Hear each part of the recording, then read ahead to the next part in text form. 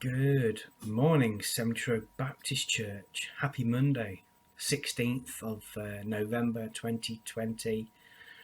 And yep, getting closer to Christmas, and it feels Christmassy at the moment as well. There's a lot of things at school being made decoration wise, and a couple of lights are going up in the local villages. So it's starting to feel a bit like Christmas. So we're getting there, something to look forward to for a change.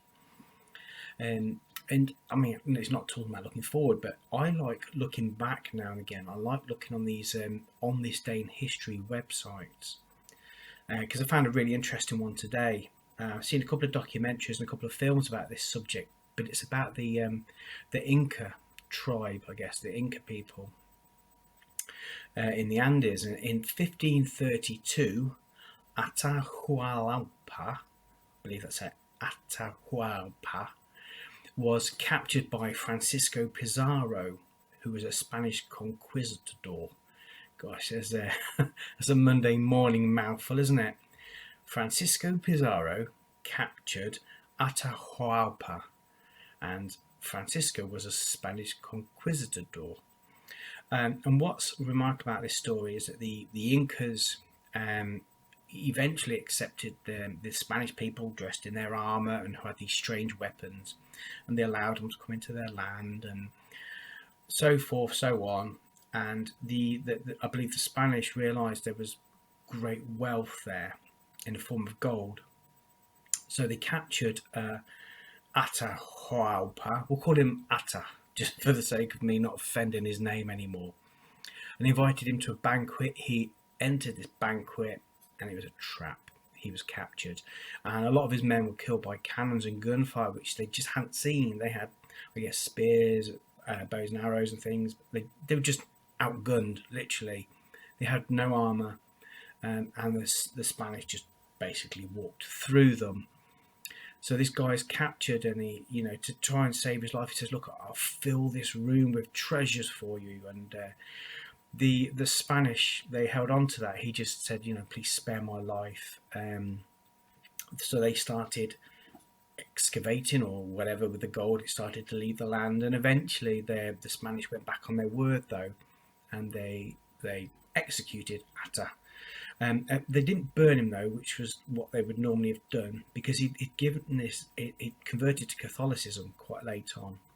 So he had a choice of death, and he chose to be strangled randomly. So he, because if it had been burnt to death, the Inca belief was that the soul wouldn't come back or something like that. So it's really sad that this deception led to that. And then eventually, I mean, the Spanish had gone back on their word already. They just pretty much wiped them all out. They felt that these chieftains, these Inca emperors, were just too powerful to have around. And it's led me to a passage in the Bible in 1 Peter 5 verse 8. And it's about being careful, being watchful, because that poor guy, blissfully unaware, went in to have, no doubt, what he thought was going to be an amazing feast. I mean, he's an emperor. He ate the best of the best, I guess. It says, "Be sober-minded, be watchful. Your adversary, the devil, prowls around like a roaring lion, seeking someone to devour." And that someone can be us. It can be in things that we say, mistakes that we make, things that we do, advice that we give. The devil, he doesn't just attack your well-being, your health, your mental health. He'll attack all aspects. He'll even attack your words and your actions towards other people to do damage, if that's the way it believes that bad can happen, that he can win. So it is about being watchful. It's about being a bit like Atta, but maybe a bit more sober-minded. Not saying he was drunk. However, he was obviously hooked in. There's a word, isn't there, used nowadays, grooming.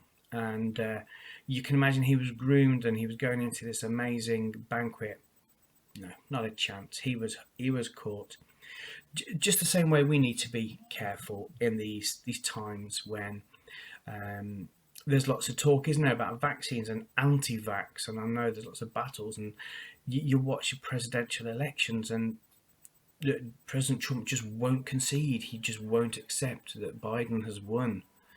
Um, there's lots of things going on. It's all about being watchful. Be careful what you read and what comes into you, because what comes into you can often come out of you. So I guess that's my Monday blurb.